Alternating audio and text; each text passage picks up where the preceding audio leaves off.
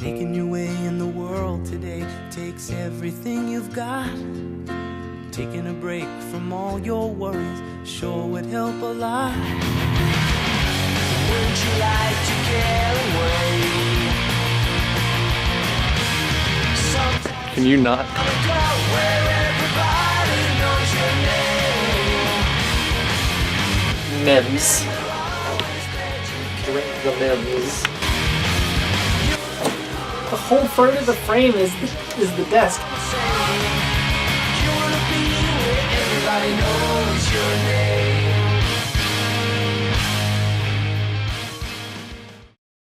What you are about to witness is the last will and testament of two fuckers who just watched Star Trek 3, Search for Spock. It's actually The Last Jedi. Last Jedi. What did you think of Star Trek 3, The Search for Spock? Or The Search for More Money, as I like to call it. We ever see each other again? Who knows? God willing, we'll all meet again in Spaceballs 2. The search for more money. It should have ended with Sarek being like, "Hey, yo, we didn't get him. Sorry, he's not in this movie." He only directed the movie. He wasn't in the movie, even though, as you pointed out, he was second billed for what, like 2 minutes of on-screen, like. Well, full 2 minutes. What did you like about the film? I liked that it had the. I liked that it had the guts to kill off David, who's not a super main character, but he was. You know, they still killed him, and he was like the relative of a character who, you know, was in more than one. You mean movie. Kirk? Yeah. Like anybody else is gonna know who David is, besides David the android, maybe from like Alien Prometheus. Alien Prometheus. That's not. Alien Prometheus is the name of the movie. No, it's not. It's just Prometheus. So yeah, they killed him off, even though he was pulled out of nowhere, pulled out of the producers' asses or scriptwriters' asses last time. Would you have preferred that? In the Wrath of Can. Would you have preferred that Wrath of Tin Can. Robin Curtis and David were like, we're going down to this planet and we're bringing our favorite guy, John Doe, Lieutenant Officer John Doe. Hey, I'm a very developed character. This red shirt looks good on me, huh? Right. It sure covers up the blood I'm about to have spurted all over me. Yeah. Wait a second. Who's Curtis? Savick. Oh, is that the actor's name? Yeah, for this movie. Oh, right, because they recasted Kirstie Alley. Stole my girl, man. Kirstie Alley was the bomb. You should have just watched Cheers. Oh, is she in Cheers? Yeah, she's a main character in Cheers. She isn't. Yes, she is. It's what's his name? Well, the guy from 3 Men and a Baby. She is a main character as well as the other guy. There's only one main character in Cheers, and it's Sam. That guy from 3 Men and a Baby.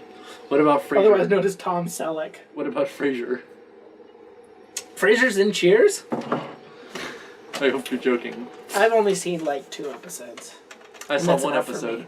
And it wasn't even an episode that Kirstie Alley was in. Yeah, but you watch like online review shows about television shows you'll never actually finish. Like, have you actually seen Cool Cat Kills the Kids? That'd be a better movie. What is it called? Cool Cat what? Saves the kids. Saves the kids from dying by killing them prematurely. Okay, I will say one thing. The effects were hella bomb in this movie. They were fantastic. The first one, the first TNG. Take over. The first Star Trek movie had cool effects. But they were like Great dated effects. by the time. Those were like good effects for the time, but they were like very, very well done, and the camera work was fantastic because they had the same camera guy as Star Wars, John Dykstra. I don't know how I think it's Dykstra. And then in Wrath of Khan, they were cheap because they hired a TV guy to direct the movie. Hey, it worked with Psycho. Alfred Hitchcock as a TV guy. His crew were from the show, not. Yeah. Yeah, you're right. Okay, well there you go. You've got Psycho and Wrath of Khan. Star Trek Star Trek II: The Wrath of Khan had a severely reduced budget because number one was not so successful. Yeah, and they used like effects in the same shots from Number one from motion picture. Even though, funnily enough, how much money did they blow on that like full special effects like Genesis Planet sequence?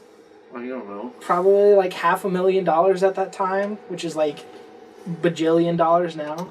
And then they reused it in this movie.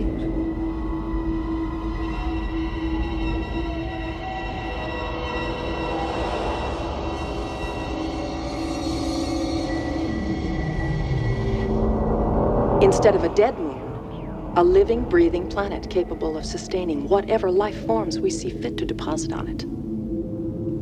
Fascinating. One thing I will say is that the Klingon bird of prey that is introduced in this movie has to probably be like one of my favorite starship designs. I love everything about it. The side guns, the moving wings, the cloaking device that doesn't work if they want to shoot the guns. But the one thing I will say is that at the ending, and I kept bringing this up, was the interior of the Klingon bird of prey is like white and clean and nice, and it looks so much like a Federation starship that I couldn't take it seriously. Meanwhile, motion picture had like consoles with guns that like moved around, beautiful displays, and everything was in like Klingon. You know, my boy Robert Wise, he didn't mess around. His movies weren't always good, but I think he did a lot with the budget. That's what he did. And same with Nicholas Meyer. I feel like the special effects people were trying to outdo the story. People were, like Leonard Nimoy said, hey, I need you to show us like the Enterprise backing out of dry dock, out of the space station. We have cleared space tours.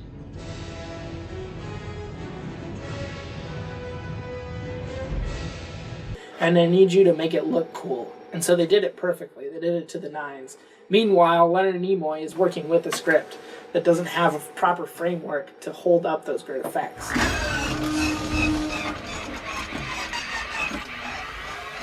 What is it? The first ever full CGI sequence? yeah, in a movie.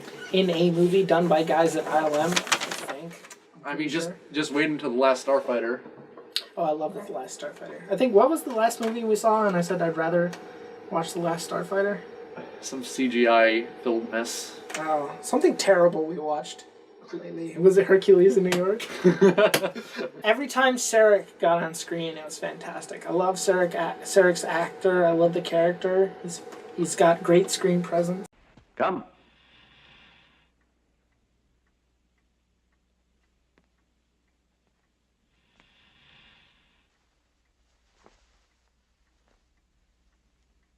Sarek. Oh, you haven't seen Star Trek Discovery. Oh! Because obviously Mark Leonard's not in it, but his character is just trash. I haven't seen Discovery. I have to...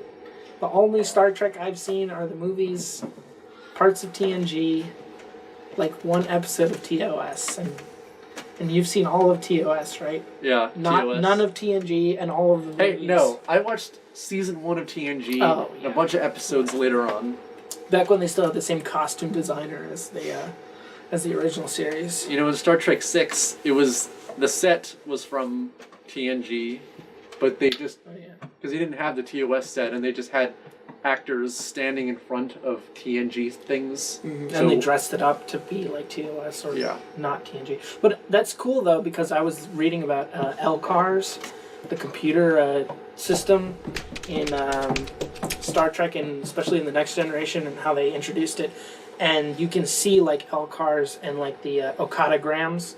This is like the super nerdiest things, but like Okadagrams are those screens that you press on in Star Trek: The Next Generation that have all multicolored displays. And they were talking about how like in the back of I think 4 or maybe even 5, probably 5 because it's the terrible one, they use like a TNG set and like you can see LCARS in the back.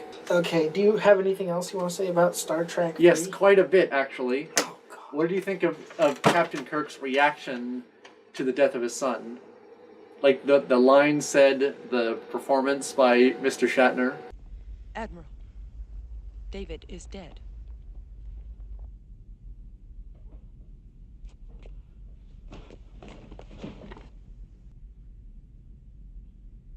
Oh my god, how embarrassing. I thought it was alright. I liked his reaction to Spock more because it makes more sense. They have more on-screen time together. Jim. Your name is Jim. Yes. I think in 2 they have how many scenes together? Not that many scenes. They're like apart most of the movie, and then they like get together. Speaking of Star Trek V, in the original series, Captain Kirk has a brother who gets killed. And then in Star Trek V, in reference to Spock, Captain Kirk says, "I lost a brother, but I got him back." And in the comic book adaptation of number 5, he says, "I lost 2 brothers and I got one of them back." So they kind of just forgot about Captain Kirk's actual brother. Did you like Christopher Lloyd? Oh, you mean Doc Brown as a fucking Klingon? That was great. Marty, we have to go back in time and kill Captain Kirk. Exactly. Or Back to the Future, I should say. Back to the Future. Yeah, I was expecting him to like do his great Scott or like have his like super poofy hair. There were a lot of great actors in terrible roles in this movie. I will give a special shout out to my boy Miguel Ferrer as the helmsman for the Excelsior. It was great to see Mr. RoboCop. Transwarp at your command, sir. You know, in the Star Trek EU, that character that he plays is a little more, he has a more development, there's some setup. And what he wanted to do was he wanted to take the Enterprise and merge it with the Man to make the ultimate fighting machine. And then, You're pulling this straight out of your ass, aren't you? what do you think? I'm just describing RoboCop. Oh, you mean RoboCop 2? No, RoboCop 1, the one he was in. Okay, yes. He merged the Enterprise with the Man. Nope. With what's his name? Peter Weller? Who's in Star Trek 12? Oh God. What is it? Into Darkness, as I like to call it. The beginning of this movie is a literal like screener of 2. Like the ending of 2 in desaturated colors in like it's like window boxed in the middle of the screen. And like throughout the film I kept saying like, do you remember Star Trek? Well, here it is again. Because they just kept dredging up the past. Bones. How convenient is it that on the one day that we brought an entire film crew to the set, we would actually need that footage to look over again? Oh, I know. That was terrible. Yeah, you remember Wrath of Khan? Like, all of those professionally shot interiors, they were just security footage. I mean, do you think they realistically would have had, on the set of number 2, like, some alternate look, like an alternate angle that might look more like a security camera footage? I mean, no, because I think the problem with it is that they didn't look far enough ahead. Like, they made the motion picture, and they had like an idea of what it was going to be going on into the future. Like, the Star Trek movies might continue, it might not, or maybe the television show will come back. Maybe we'll see these characters come back. And so then, like, how many years passed from 79 until 2? How many years is it? 3 years. 3 years. Which isn't a lot compared to, like, sequels back then. But then they have 2, and then they decide to kill off Spock. And that's, like, a really short-sighted thing to do, because everybody loves Kirk and Spock, because they're, like, the Holmes and Watson of Star Trek. And then in this movie, they're just, like, trying to keep up. Like, they're trying to, like, put it all back together so that they can get to 4, 5, 6. And that's, like, the problem with the Star Trek movies is that they're sort of making it up as they go along, but they're like disjointed. Oh, definitely. There's like one movie you'll get like, the motion picture, which is interesting and very slow and boring to many people. And then you have 2, which is straight up like a submarine movie in space. And then you have 3, which is just Leonard Nimoy trying to salvage his career for another goddamn paycheck. In season 1 of the original series, the only main characters were Kirk and Spock. No one else was a main character. And then Mr. Spock was so popular that he kind of overshadowed Kirk, but they still wanted him to be the protagonist, to be the most liked, blah blah blah, especially Shatner. So they introduced Bones, who was already in season 1, to balance it out a little more, to make it more of a power trio than just a duo with an unintended leader. Yeah, which is interesting because Bones is by far my favorite character, probably in all of Star Trek. There aren't going to be any damn permits. How can you get a permit to do a damn illegal thing? He's the most fun, especially in the motion picture. He just puts up with nothing, and he's just annoyed the entire time, which is most of the way I feel like an actual person would feel on like a starship, especially when dealing with Kirk. Like, I mean, good God, the ego on that man. You personally are assuming command? Yeah. May I ask why? My experience. 5 years out there dealing with unknowns like this. My familiarity with the Enterprise. While this was not a necessary addition, I would have liked to see Spock's mom, Amanda, at all. Because I wouldn't mind a spinoff with her, because she's just such an interesting character. But I guess that's not really with the point, but it's like, hey, you're my son, you died, I'm happy to see you back. Right. Well, I think Star Trek has a problem with women, especially, Nichelle Nichols and Uhura being out of the movie for like 95% of it. Yeah, there's not really much of a reason for her to leave, to separate with the rest of the crew. What does Chekhov do? I mean, Sulu just like pilots the ship and looks badass with his kimono. Keeping you busy? Beats up that like large guy. But I miss Nichelle Nichols in the rest of the movie, and I miss Uhura, just the character in general, just having the actual crew. And that's the problem. It's just like, come on, bring everybody back. Don't just leave people out. Also, Saavik is the only actual like woman in the movie that's in most of the movie. Yeah. Which is unfortunate because, like he said, if they had Spock's mother while Sarek was there. But I mean, when you're fighting with the on-screen presence of the guy who played Sarek, what's his name, Mark Leonard? Yeah, Mark Leonard. Yeah, like, I don't think you're gonna win, especially against Kirk and Sarek. You put like a no-name actress, or just even like a really good actress, you're gonna get like a trio, and they're gonna be fighting on screen, which could be interesting. But I don't know how you do that. Plus, Winona Ryder destroyed it. Winona Ryder retroactively destroyed any good that can come out of showing Spock's mom on the screen.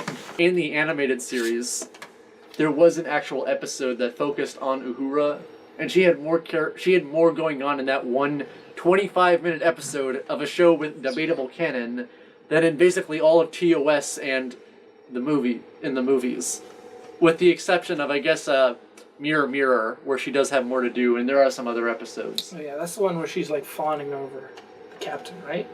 Or is she the mean one? That's the one with bearded Spock. I know what Mirror Mirror is, but I don't know like the respective like differences between them. Because isn't one of the women on the Enterprise in the Mirror Mirror universe like a sex slave or something? Maybe. I haven't seen that episode in a while. I guess I'll have to watch it sometime. Ooh, yeah. All I know is Star Trek Discovery like used it as a crutch to get past their first season. But again, I have not seen Discovery. All I know is the tech looks ridiculous compared to... I watched the first 3 episodes. They weren't very good. The first 3? Yeah. 3 episodes? I'm amazed you got that far. That ending was not at all cheesy. Yeah, it was a little contrived. But A little? I mean... You mean like him coming back? Or like the sets? The discussion that Kirk and Spock had. Oh, yeah, they literally just quote lines back to each other. Because the needs of the one outweighed the needs of the many. The ending is unfortunate. Christopher Lloyd, Doc Brown, as a villain. I am not you.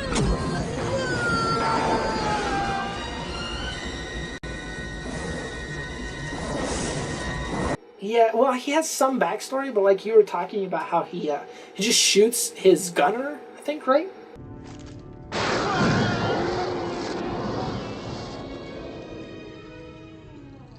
Remember the guy that tries to shoot? Oh, yeah. What's it, Grissom? named after Gus Grissom. Great. Christopher Lloyd's character shoots one of his crewmen, and even in a Klingon society, that's not just okay. Like, I can understand if you wanted to create your own species of aliens that wouldn't mind killing each other, but...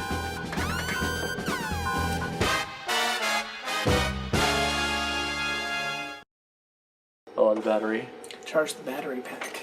But that's not the Klingons, and they have a more civilized society. In fact, in Star Trek VI, when they presumably Kirk and Bones killed a bunch of Klingons, that was a big deal, and they didn't just stand for the death of their Klingon mates. If they had brought up that Christopher Lloyd was like, he was like a renegade, and he like took a ship and he said, I'm not going to have the Federation and the Klingon Empire like discussing terms or anything. I want the Genesis Project. I want the weapon. I want to have like, I want to take control. I want to have power. Like, that would have been fantastic to see. But of course, we can't get that because we need to see like 5 minutes of Star Trek 2. The whole interplay about the Genesis device, it mirrors the like nuclear proliferation after World War II of like fighting over like this world-ending weapon and like doing anything possible to get it.